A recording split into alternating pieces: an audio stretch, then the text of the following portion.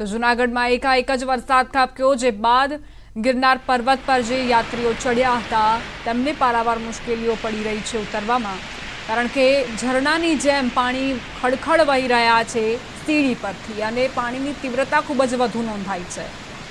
સામેલાધાર વરસાદ બાદ પરેશાનીઓ પણ સર્જાઈ છે, કારણ કે રોડ રસ્તા પરથી જાણે કે નદીઓ વહેતી હોય તેવી તસવીરો સામે આવી।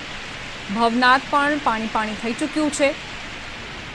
અત્યારના સમયમાં યાત્રીઓનો ધસારો ઘટ્યો છે, પરંતુ જે પણ યાત્રીઓ અહીં મુલાકાત લેવા માટે આવ્યા છે, દર્શનાર્થે આવ્યા છે, શક્તિપીઠમાં અંબાના દર્શન કરવા માટે આવ્યા છે, તેમને મુશ્કેલીઓનો સામનો કરવો પડી રહ્યો છે।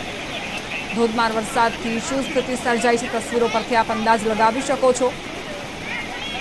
જે સીડીઓ છે ગિરનારની તેની ઉપરથી આ પાણી વહી રહ્યું છે, જાણે કે કોઈ ઝરણું વહી રહ્યું હોય તે પ્રકારની અનુભૂતિ થતી હશે, પરંતુ આ જે પાણીની તીવ્રતા છે તેના કારણે યાત્રીઓ ખૂબ જ સાવધાની અને સતર્કતાથી નીચે ઉતરવા માટે પ્રયાસ કરી રહ્યા છે। ભવનાથમાં આજે ખૂબ જ ભારે વરસાદને લીધે ભારતીય આશ્રમ ખાતે જે નીચેથી પાણી આવે જેમાં ખૂબ પાણી ભરાઈ જતા ભારતીય આશ્રમની અંદર પણ પાણી ભરાઈ ગયું હતું અને બહાર ઘણી બધી ગાડી પાર્ક કરેલી હતી, એમાં કેટલીક 4 વ્હીલ પણ હતી અને 2 વ્હીલ પણ હતી, એમાં પણ કોઈ નુકસાન નથી, પરંતુ પાણી ખૂબ જ આવી ગયું હતું અને અત્યારે ખૂબ ભારે વરસાદ હતો, પણ હવે શાંતિ છે અને કોઈ નુકસાન થયેલ નથી। આમ તો એકદમ ક્લિયર મોન્સૂન વાતાવરણ, ખાલી વાદળા બંધાય એવું દેખાતું હતું અને ટૂંક સમયમાં વરસાદ પણ આવે એવું લાગતું હતું, પણ માત્ર અડધી જ કલાકની અંદરમાં પુષ્કળ પાણી આવી જતા અહીંયા જે ગાડી પાર્ક કરેલી હતી એની માથેથી પાણી પડી ગયું અને કેટલીક ગાડીઓ છે એ પણ પાણીમાં તણાવવાની તૈયારી હતી, પરંતુ ત્યાં સુધીમાં વરસાદ રોકાઈ ગયો હતો, એટલે વાંધો નથી। તો અત્યારે વરસાદે વિરામ લીધો છે, તીવ્રતા ઘટી છે વરસાદની, જેના કારણે લોકોએ હાશકારો અનુભવ્યો।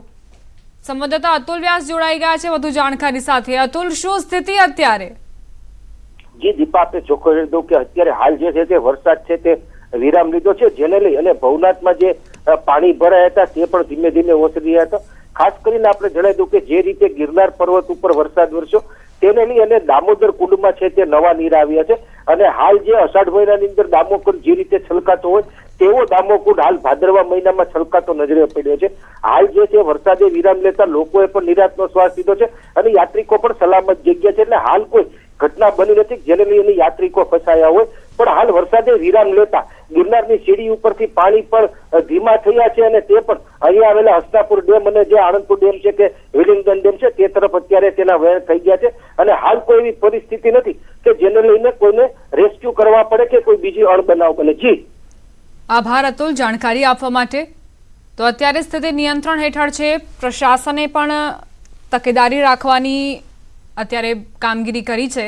ધોધમાર વરસાદ બાદ યાત્રીઓ એક બાદ એક ગિરનાર પર્વત પરથી નીચે ઉતરી રહ્યા છે અને જે વરસાદનું જોર ઘટ્યું છે તેના કારણે લોકોએ હાશકારો પણ અનુભવ્યો છે। સામેલાધાર વરસાદ વરસ્યો અને ત્યારબાદ ભવનાથમાં પાણી જ પાણી નજરે પડ્યા। ગિરનાર પર્વત પર પણ પાણીની તીવ્રતા ખૂબ જ નોંધાઈ, સીડીઓ પરથી ખડખડ ઝરણાની જેમ પાણી વહેતા જોવા મળ્યા। જનજીવનને અસર પહોંચી જ છે, પરંતુ સાથે સાથે યાત્રીઓને પણ મુશ્કેલીનો સામનો કરવો પડ્યો। અમારી સાથે આશીષ પરમાર સ્થાનિક લાઈવ જોડાઈ ગયા છે। આશીષભાઈ, તમને શું અત્યારે સ્થિતિ સર્જાઈ છે, આસપાસના વિસ્તારોમાં શું સ્થિતિ છે તે વિશે જણાવજો।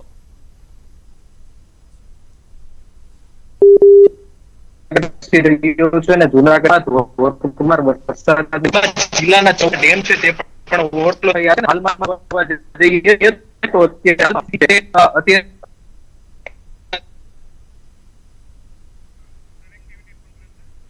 તો ટેકનિકલ ખામી સર્જાઈ છે, ફરી એક વખત જઈશું આશીષભાઈ પાસે અને એ જાણીશું કે આખરે જૂનાગઢમાં અત્યારે શું સ્થિતિ છે।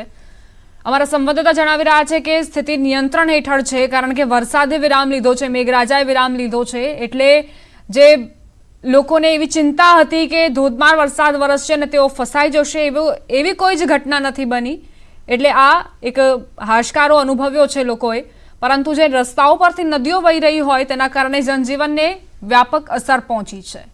લોકો ઘરની બહાર જતા પણ વિચારતા થઈ ગયા છે, કારણ કે આ ધસમસતા પ્રવાહ વચ્ચે તેમને પસાર થવું પડશે। ગિરનારના પગથિયા પર તો પાણી જ વહી જ રહ્યા છે, પરંતુ રોડ રસ્તાની સ્થિતિ જુઓ, પાણી હજુ પણ નથી ઓસર્યા. મેઘરાજાએ વિરામ લીધો છે. રાહ જોવાઈ રહી છે. 2 થી 3 કલાકનો સમય થયો અને ત્યારબાદ આ પાણી ઓસરે.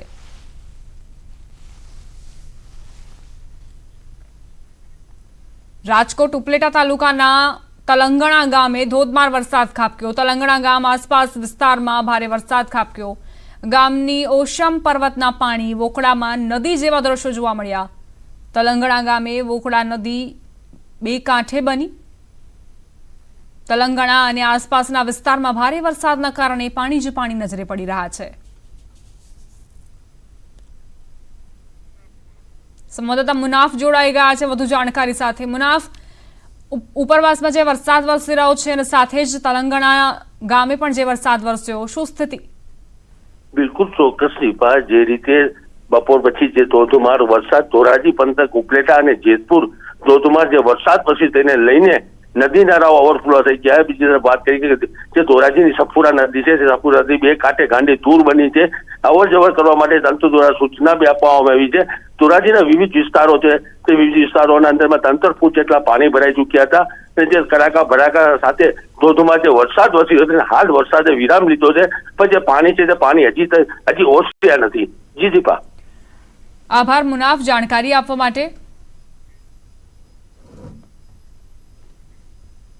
ગીર સોમનાથથી સમાચાર. કોડીનાર શહેર અને ગ્રામ્યમાં વરસાદ ખાબક્યો. દિવસભરના વિરામ બાદ ફરી એકવાર મેઘરાજા મંડાયા. ગીર જંગલ કાંઠાના ગામોમાં પણ વરસાદ વરસ્યો.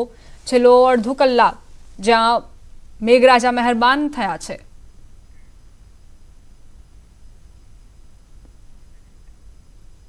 દક્ષિણ ગુજરાતની જીવાદોરી ગણાતો ઉકાઈ ડેમ તેની મહત્તમ સપાટીથી માત્ર 0.85 ફૂટ જ બાકી છે. ઉકાઈ ડેમની મહત્તમ સપાટી 345 ફૂટ છે. ઉકાઈ ડેમના 10 દરવાજા ખોલી તાપી નદીમાં પાણી છોડાઈ રહ્યું છે. ઉકાઈ ડેમના 1.25 લાખ ક્યુસેક પાણીની આવક સામે પાણીની જાવક 1.25 લાખ છે. ઉકાઈ ડેમના 22 દરવાજા પૈકી 10 દરવાજા ખોલાતા તાપી નદી 2 કાંઠે વહેતી થઈ. ઉકાઈ ડેમના 10 દરવાજા પૈકી 8 દરવાજા 5 ફૂટ અને 2 દરવાજા 6 ફૂટ ખોલાતા બારડોલી તાલુકાનો હરિપુરા કોઝવે સિઝનમાં 7મી વખત પાણીમાં ગરકાવ થયો. હરિપુરા કોઝવે પાણીમાં ગરકાવ થતા લોકોને 25 કિલોમીટર ફરીને જવું પડે છે. વહીવટીતંત્રએ કોઝવે હાલ અવરજવર માટે બંધ કર્યો. દક્ષિણ ગુજરાતની જીવાદોરી સમાન કહેવાતો ઉકાઈ ડેમ એની પૂર્ણતા સપાટી 345 ફૂટ, રૂલ લેવલ પર 345 ફૂટ. હાલ ઉકાઈ ડેમની સપાટી 314.13 ફૂટ નોંધવા પામી છે.